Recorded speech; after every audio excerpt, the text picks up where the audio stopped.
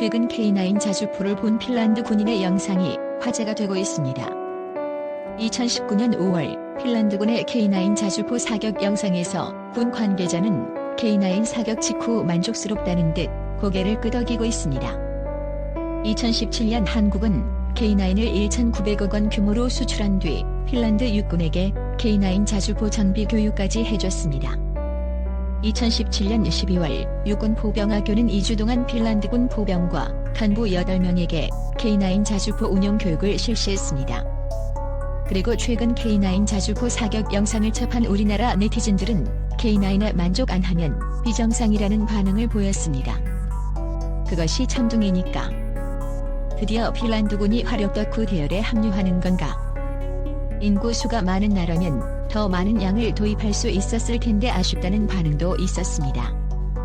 한국은 17년간 세계 자주포 시장의 절반을 차지하면서 시장 점유율로 압도적인 1위에 올랐습니다. 지난 9월 세계적인 권위를 자랑하는 스톡홀름 국제평화연구소는 한국이 지난 2000년부터 2018년까지 전 세계에 K9 자주포 총 572문을 수출했다고 밝혔습니다. 2위인 프랑스 카이사르 175문, 3위인 중국 PLZ-45 128문에 비하면 엄청난 수량입니다. 그리고 올해 9월 호주 정부가 육군 현대화 프로젝트에 K9 자주포를 단독 후보 기종으로 선정하면서 한화 디펜스는 추가로 자주포 30문을 더 수출할 가능성이 높습니다. 스톡홀름 국제평화연구소 보고서에 의하면 2017년까지만 하더라도 한국은 세계 자주포 수출 시장에서 48% 점유율을 차지했습니다. 요즘 K9 자주포는 유럽의 선진국에도 수출하면서 세계적 명품으로 인정받고 있습니다. 2001년부터 터키 280대, 폴란드의 차체 120대, 핀란드 28대, 인도 100대, 노르웨이 24대 등을 수출해왔죠. K9은 한국산 무기중 수출 시장에서 최고의 효자템입니다. 한국이 호주를 상대로 K9 자주포 수출에 성공한다면 상호 첩보 동맹을 맺고 있는 미국, 영국, 캐나다, 오스트레일리아, 뉴질랜드 등 파이브 아이즈 국가들의 수출 길도 열릴 확률이 높아집니다.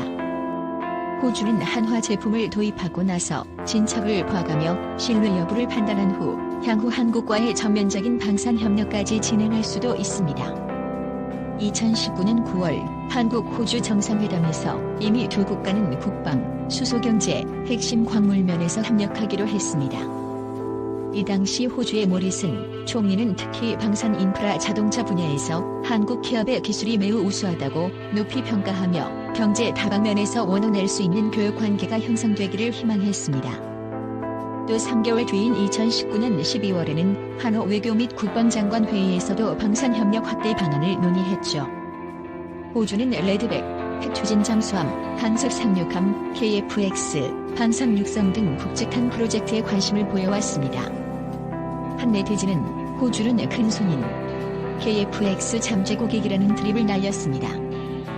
언론들은 K9이 세계 자주포 시장을 주름잡고 있는 비결은 맞춤형 수출 전략이라고 평가했습니다.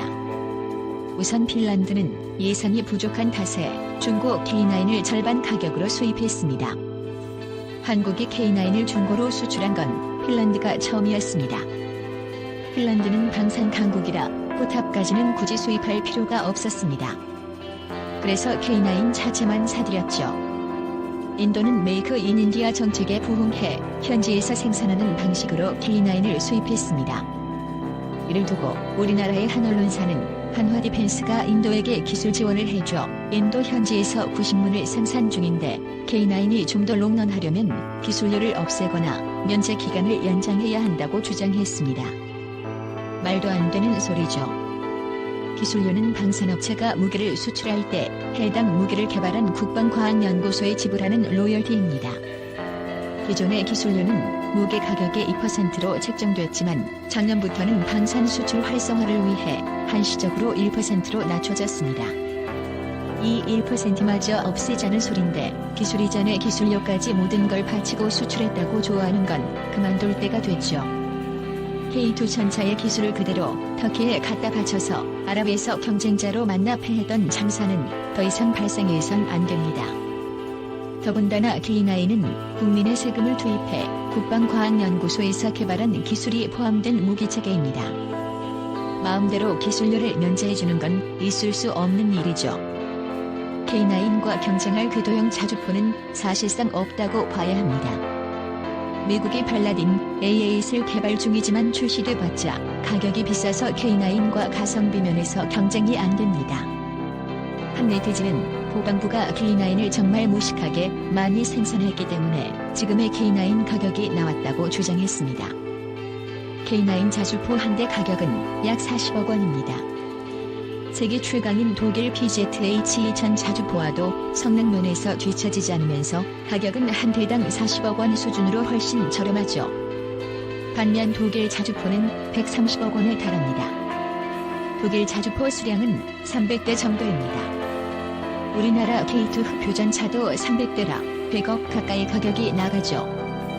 하지만 K9은 엄청나게 많이 생산해 낮은 가격으로 수출을 늘려가다 보니 전 세계에서 가성비로 입소문이 나게 된 겁니다. 최근 한국은 K9 엔진까지 국산화하려고 시동을 걸고 있습니다. 방사청과 산업통상자원부는 내년부터 향후 5년 동안 개발비 750억 원을 들여 K9 자주포용 엔진을 국산화하겠다고 밝혔습니다. 왕정홍 방위사업청장은 자주포용 엔진을 국산화한다면 화력 분야 자주국방의 기틀을 다지고 수출 확대에 일조할 것이고 국가경제 발전에도 기여할 것이라고 전망했습니다. 국산화에 성공한다면 사우디아라비아, 아랍에미리트 등 이슬람 국가 지역에도 수출이 가능하게 됩니다. 문제는 엔진 국산화 주관 기업이 어디가 될 것인가입니다. 유력한 후보로 두산 인프라코어와 STX 엔진이 거론됐습니다. 두 업체의 특징을 간략히 보자면 이렇습니다. 두산 인프라코어는 종합기계 회사로 건설, 디젤, 가스, 엔진 등을 취급합니다. 이런 측면에서 전문성이 다소 떨어집니다. 좋게 말하자면 다양성을 갖추고 있지만 거꾸로 보면 역량이 분산되는 문제가 있죠. 하지만 두산 인프라코어는 이전에 K2 전차용 파워팩에 적용된 엔진 국산화를 성공한 경험이 있습니다. 그런데 파워팩 개발 사업은 변속기가 문제였습니다. 엔진은 국산화가 예정대로 완료됐지만 변속기 국산화를 맡은 S&T 중공업이 성능 부문을 충족하지 못했고 결국 이 사업은 중단됐습니다. 최근 다시 국산화를 추진하고 있긴 하지만 파워팩 국산화는 원래 의도와는 달리 계획 기간 내에 실현되지 못했죠. 두산 인프라코어와 달리 STX 엔진은 엔진만 생산하는 전문업체입니다.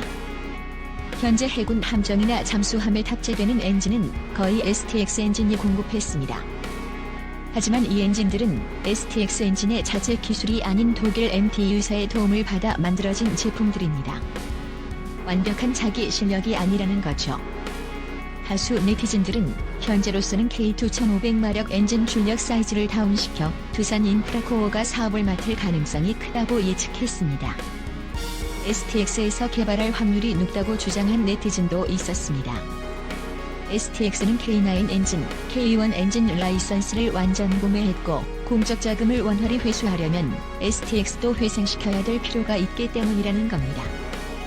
다수 네티즌들은 K2 엔진 국산화 사업이 엎어져 드라마가 생겼다며 이번에는 제발 좀 성공하길 바란다고 걱정했습니다.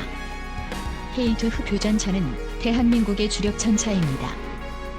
파워팩 논란이 있었지만 최근엔 그 문제도 해결해가고 있고 KSTAM과 능동방어 시스템, 그러면서도 온전히 국내 생산이 가능한 좋은 전차라는 평을 받고 있습니다. 한 외국인 유튜버는 흡표전차를 세계에서 가성비가 가장 좋은 건차라고 소개하기까지 했습니다. 이 영상에서 다수 네티즌들은 북한은 남한을 이길 방도가 없다고 평가했습니다.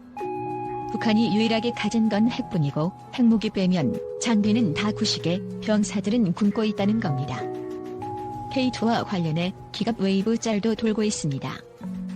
웨이브는 인해 전술을 뜻하는 휴먼 웨이브에서 따온 겁니다. 인해 전술은 보병사단을 수백 개씩 유지하면서 파도처럼 밀어붙이는 전략입니다. 이후 휴먼 웨이브의 최종 테크 트리로 기갑 웨이브가 등장했습니다. 그야말로 탱크와 기계화 보병의 파도로 적을 쓸어버리는 전술입니다. 실제로 2차 대전 때 소련군도 최종적으로 기갑 웨이브를 완성한 역사가 있습니다. 웨이브는 나중에 다양한 방면으로 활용돼 인민 웨이브 등 물량을 앞세운 전략 전술을 뜻하는 말로 알려지게 됐죠. K2 기가웨이브와 사격자리 커뮤니티에 게시되자 네티즌들을 이란 드립을 날렸습니다. 한국군 참전 용사 탱크가 있었더라면 보강부 그 소원을 이뤄드리겠습니다. 최근 현대로템은 폴란드의 K2 전차의 폴란드 수출형 모델인 K2BL을 선보이면서 폴란드 전차 사업 수주에 사활을 걸고 있습니다. 폴란드는 군 현대화 사업으로 신규 전차를 개발하고 양산하려는 프로젝트를 진행 중입니다. 현재 로템은 K2 전차를 폴란드에 맞게 개조해 폴란드에 수출을 제한할 계획입니다. 한 네티즌은 2차 세계대전 격변의 시기에 자동차 한 대 못 만들던 변방의 작은 나라에서 유럽 전선의 탱크를 팔게 생겼네라며 응원 댓글을 남겼습니다. 현대로템은 K2의 기술 이전, 폴란드산 부품 사용 등을 제안했습니다.